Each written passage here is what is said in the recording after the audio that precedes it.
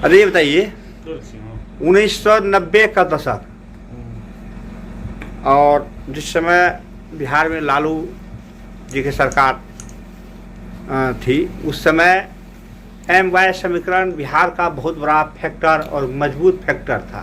सही था। और अभी 2025 आकर के उस फैक्टर को आप कहाँ तक देखते हैं, कितना मजबूत रहा MY क्या MY है क्या, और सब पार्टी में सभी लोग मिल गए, विखंडित हो गए हैं। अब 60% हो गया MY समीकरण। हाँ, पहले 100% था, अब वह राजद नहीं रहा जो राजद पहले था। इसके पीछे क्या क्या रीजन है, कारण? इसके पीछे कारण है कि अभी हम लोगों का नेता जो है तेजस्वी यादव, सुनते हैं हरियाणा स्टेट से ला करके सलाहकार रखे हुए हैं बिहार में। क्या बिहार में ऐसा कोई यादव का बच्चा पढ़ा लिखा नहीं था, IAS BPS नहीं किया हुआ था, उसको सलाहकार मान लेते। और सलाहकार मान करके आज मान लिया क्या कर दिया। हम तो ऐसा प्रतीत करते हैं कि अररिया लोकसभा विधानसभा जिला में एको तो विधानसभा जाने के कगार पर नहीं है, ऐसा हम लोगों को महसूस हो रहा है। क्योंकि हम लोग उस पार्टी का 90 से ही अभी तक हम लोग वोट देने का काम किए, पार्टी को चलाने का काम किया, लेकिन वो चीज़ अब नहीं रहा। नहीं है। अब तो हम लोग स्वतंत्र हो गए। हम लोग को यही बुझा रहा है कि हम लोग स्वतंत्र पार्टी हैं, मतदाता हैं, कहीं भी मतदान कर सकते हैं। पार्टी का कोई जनाधार ही नहीं रहा। प्रखंड स्तर पर कितना मजबूत है पार्टी?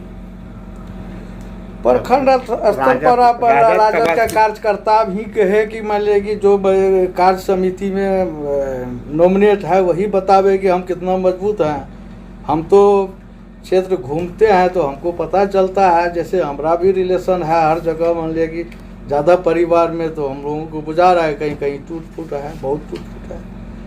और सबसे पहला गलती ये है कि मानवता ही नहीं रहा जब पार्टी में, तो रहा क्या?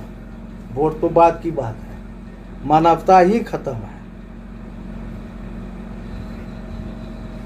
तो इस बार आप लोगों की क्या राय है? रानीगंज में दो धूर यानी दो कद्दावर नेता अपने आप में कहे जाने वाले, एक वर्तमान विधायक अश्विनी ऋषिदेव जी और एक अविनाश मंगलम जी, दोनों भी फिर से आमने सामने हैं।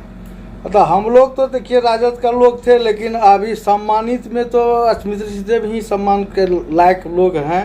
चाहे विकास जो भी किया हो या करे, लेकिन सम्मान करने में तो आगे है। और हम लोग सम्मान के चलते एक नंबर समझते हैं। सम्मान को साइड कर दिया जाए, बगल कर दिया जाए, विकास पर अगर बात किया जाए तो आपको ऐसा लगता है कुछ काम देखने लायक? हाँ, ये काम तो सब नीतीश सरकार का आप लोग जानिए रहे कि रोड, बिजली, स्कूल, विद्यालय, कॉलेज सबको मान ली बढ़िया किया है। अब थोड़ा बहुत भ्रष्टाचार यदि मान ली घुसखोरी है तो अफसरशाही है तो उस पर मान लेगी फिर सुधार करे या नहीं करे, वो तो उनका कर्तव्य बनता है। तो दोनों नेताओं की बात की जाए, व्यक्तित्व की बात की जाए, दोनों के व्यक्तित्व में अगर 100 नंबर दिया जाएगा तो आप अविनाश जी को कितना नंबर दीजिएगा और अश्विनी ऋषिदेव जी को कितना नंबर दीजिएगा? देखिए, मानवता के आधार पर अश्विनी ऋषिदेव को 100% नंबर मिलेगा जी, ठीक है। हाँ। अब मानवता के मान लीजिए खो करके चलिएगा तब भी कोई पार्टी मान लीजिए आ सकता है या कोई उम्मीदवार आता है। अविनाश मंगलम को कितना नंबर मिलना चाहिए? अब इसका मान लीजिएगा क्या करेंगे, हम लोग से कोई बातचीत नहीं है, ना भेटे है, ना मान लिया अभी तक कोई खबर है, तो हम लोग क्या बताएंगे आपको? आप विधानसभा लड़ रहे हैं, अभी तक आपको मान लीजिए कुछ ऐसा कार्यकर्ता है कि उससे आपको संपर्क ही नहीं है या दर्शन ही नहीं है। तो राजद को मान लीजिए इसीलिए न कहे कि पार्टी स्वतंत्र हो गया। स्वतंत्र हो गया तो स्वतंत्र नहीं हो गया भाई, जब मानवता ही नहीं रहा। आप कैंडिडेट हैं, आप उम्मीदवार हैं, अभी तक आप भेंट नहीं किए हैं कि भाई हम लड़ रहे हैं, हमको टिकट दिया है आपका नेता, तो इससे क्या साबित कीजिएगा? क्या हम लोग बंधुआ मजदूरी नहीं है ना भाई? हम लोग आपका जॉन नहीं है ना, है हम लोग भी अपने कमा खाते हैं ना। लेकिन वोट करते थे लालू जी को, जाति के नाम पर कहिए या जिस नाम पर कहिए, लेकिन वोट तो हम लोग करते थे। अब वो चीज़ परिवर्तन की ओर आ गया है। हाँ, अब अपना मन है, वो अपना मन से टिकट देता है, अपना मन से मान लीजिए उम्मीदवार कहता है कि उस लोग जो नरिया जन है हमको वोट देवे करेगा।